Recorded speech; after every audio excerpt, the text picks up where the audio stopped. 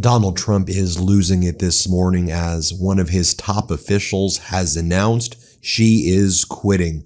Tricia McLaughlin, the Department of Homeland Security Secretary, Kristi Noem's spokesperson, one of the top purveyors of the propaganda and lies who we've seen consistently defaming people who ICE and Border Patrol kill. Bye-bye, Tricia McLaughlin. She announced that she is out and she is expected to be leaving the Department of Homeland Security forthwith. See you later. And of course, we all know the types of despicable things that she was saying. I mean, she would go on and she would be like, the person who killed Renee Nicole Good, he's suffering from internal bleeding and he's at the hospital. And then reporters would say, normally if you have internal bleeding, you wouldn't be released the same day. Oh, you just believe whatever the Trump propaganda machine is showing you. I'll show you that clip in just a moment. But Trump is panicking on all fronts, right? I mean, he shut down an interview between Stephen Colbert and Texas State Representative James Tallarico. That's how weak and pathetic this regime is. As we reported on our Substack this morning, by the way, check it out, MeidasPlus.com. I sent a letter to Stephen Colbert telling him once his contract officially expires from CBS, join the MeidasTouch network. We'll have you on our YouTube every day. We're on our way to 6 million subscribers. You'll get more views. Not sure the contract will be quite like CBS's at first, but we'll grow that together. Colbert. Here's what's being reported, of course. It's what we reported on the MeidasTouch accounts. CBS blocked Stephen Colbert from airing an interview with Texas State Representative James Tallarico and ordered him not to mention the cancellation over fear of FCC Chair Brendan Carr retaliating against CBS. Colbert went on air and revealed it anyway, and then he put the Tallarico interview on YouTube. He was supposed to be here, but we were told in no uncertain terms by our network's lawyers who called us directly that we cannot have him on the broadcast.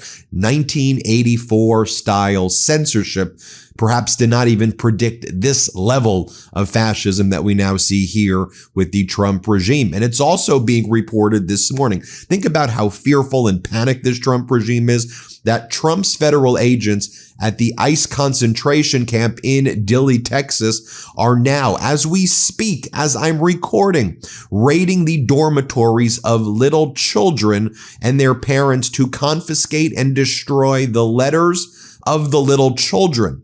This happened after ProPublica published multiple letters from children like the one below where they said, the water's making me sick and they're terrorizing us and they're torturing us. I just want to go and play with my friends. I can't sleep. They're not giving us food. ICE and Border Patrol have set up these concentration camps. They're buying more of these warehouses that they're turning into concentration camps, by the way, which cost like over $1 billion a year to operate for about 3,000 detainees. And they're torturing children. They're torturing babies. We just reported about a 2-month-old who almost died, who was rushed to the emergency room the other day. Last year, there was over 30 deaths that we know of in these concentration camps, probably significantly more. This year, multiple deaths at the concentration camps. They are torturing people, and now they're burning the letters of children.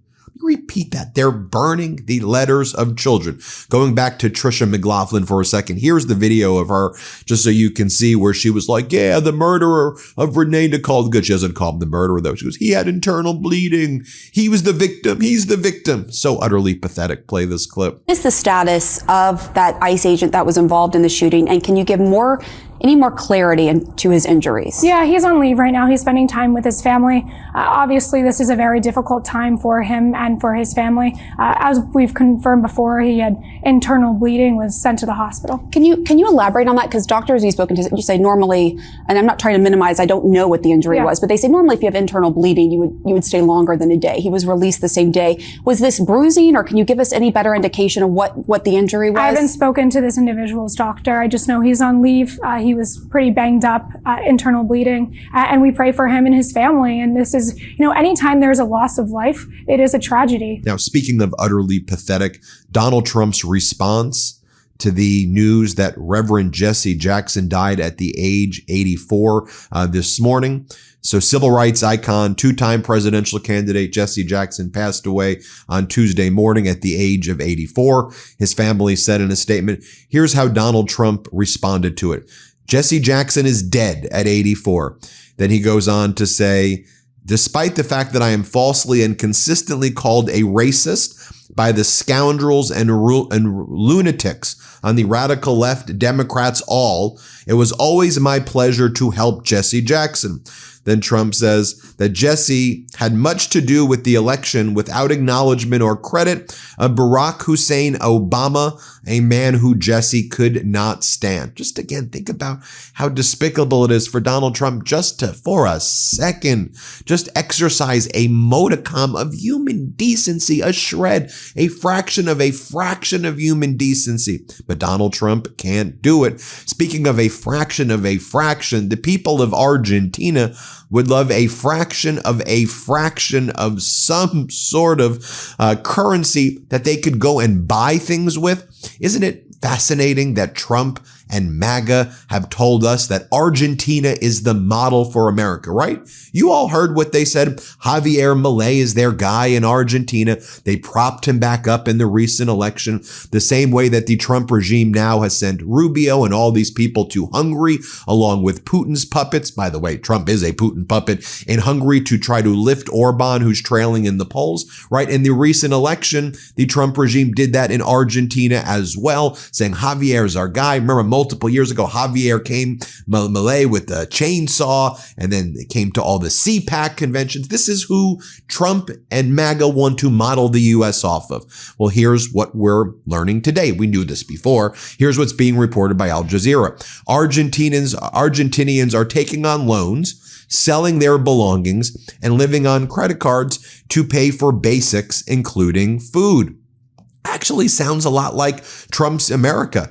And it goes and talks about how Argentinians can't afford anything at all right now, like nothing, how inflation is surging. The jobless claims are through the roof. Yeah, this is what MAGA does. I mean, their rich oligarchs are doing good, but the people are absolutely suffering while they're being propagandized, by the way, with MAGA infiltration. That's one of the things we've been talking about, that this right-wing authoritarian MAGA infiltration is international in scope, right? Zoom in on the United States right here. As the Wall Street Journal reports this morning, lenders to commercial real estate owners pay up now.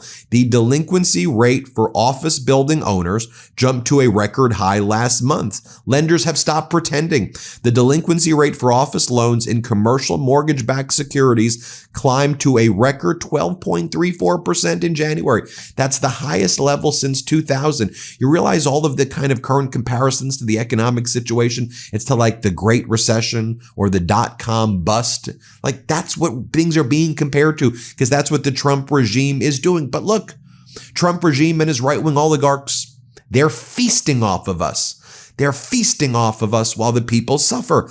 Eric Trump, big announcement today. He's investing in an Israeli drone maker, Extend it's called, as part of a deal to take the company public. And the Pentagon recently awarded Extend a multi-dimensional drone swarm contract.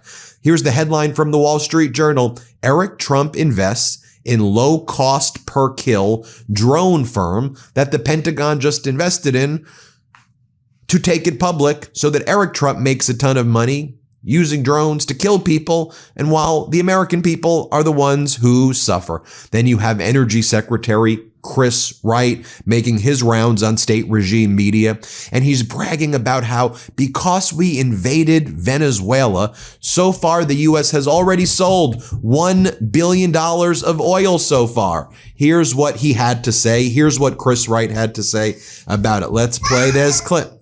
Initially, $500 million worth of Venezuelan oil sales were put into a bank in Qatar. It's my understanding that money's out of there and it goes back to the Venezuelan people as of now. Can you just give us an update on that? How much oil can Venezuela sell on the market that can either benefit that country or the United States in this energy push? Oh, an enormous amount. We've sold about $1 billion of oil so far. We've recently signed agreements to sell about another $5 billion worth of oil in the next several months.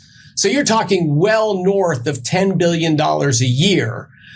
This is enormous revenue to start to rebuild a country and a society, reestablish a free press and a representative government, and bring a specific kind of crude that American refineries were built to run on in the 1970s. It'll actually help asphalt production in the United States as well, making road building cheaper. This is a win all around and a transformation of a country without any American soldiers on the ground and without any American taxpayer dollars.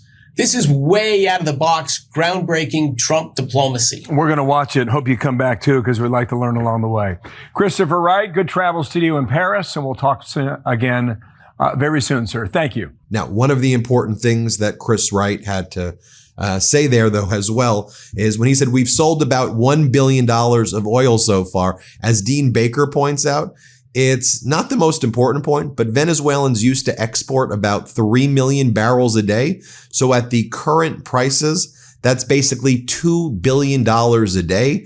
So when the Energy Secretary, Chris Wright, is saying that by the end of the year, we will have sold $10 billion in terms of oil, that's 5 days. That's 5 days. And as Dean Baker says, we should not want to say, okay, well, we're invading Venezuela in order to take their oil. But if your plan was to do that, in 5 days, they produce the oil that you're bragging about, that you're going to take for the entire year. But, you know, you have Mike Walls, who's the United States ambassador to the United Nations. And he says, look, it's all good, though, because we're going to make the United Nations MAGA. He says, we're going to make it MAGA, make the United Nations great again. We're going to make it MAGA, everybody. Here, play this clip. Look, we're going to do the same types of reforms at the UN. We're going to MAGA, make the UN great again, just like he's done for NATO. But these multilateral institutions have to get focused and they have to get results oriented. And the other piece was, look, the Europeans need to own up to the fact that mass migration, overregulation, and lack of defense spending have left them in an awful place. And what I think Secretary Rubio did so effectively was say, we're approaching this from a place of caring and a place of partnership. You got to clean up your act so that we truly can share the burden. That's a two-way street as we tackle the world's problems. Yeah, well. And then you have your typical MAGA distraction. And what are they talking about on state regime media while all of this is going down? Well, you have people like Katie Zachariah coming up with a fake controversy and saying that I wore my MAGA hat in the gym and they told me not to wear my MAGA hat in the gym. And this is such a big controversy that rather than Fox talk about the Epstein files and Donald Trump covering up a sex trafficking ring and that 98% of the files are still missing, there's 50 terabytes and only 2% has been produced, and that Donald Trump's name already appears 38,000 times and what's been produced probably 1 million times and what hasn't been produced. Let's talk about, no offense, but like a random lady at a gym who's wearing a hat and people say, stop wearing your hat. Apparently, it's probably bullshit anyway, BS anyway. But this is the main story on Fox. With everything I've talked about, this is the main story on Fox right now. Here, play this clip. Here we go. Put the screen up on the thing. New York Post, why my gym caved to anti-MAGA bullies and how I fought back. Trump forced Captain Katie Zachariah. They said at the gym, you can't wear it. And you said what? I said, I can't wear this. I earned this in Michigan, Dearborn, Michigan. We flipped Michigan for President Trump. Happy to be part of that.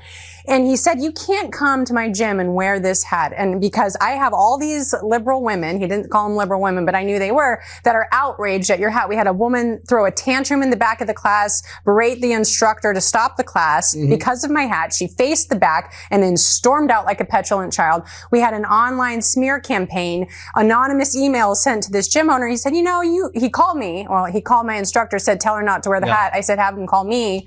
Let's talk about my constitutional rights. Trace, this goes back. The liberals don't like freedom of expression if it doesn't apply to their worldview. And I will absolutely not attend that gym if I cannot wear the hat. So I cancel my membership, and I'm waiting for his response. Good for you. Wear your hat, come back. Good for you. Free speech, political speech is free speech. Katie, good hat. Coming up a No, so ridiculous, everybody. Hit subscribe. Let's get to 6 million subscribers. Thanks, everybody, for watching. The truth is more important than ever. Check out our new Truth Over Lies collection at store.MeidasTouch.com. All 100% USA union made.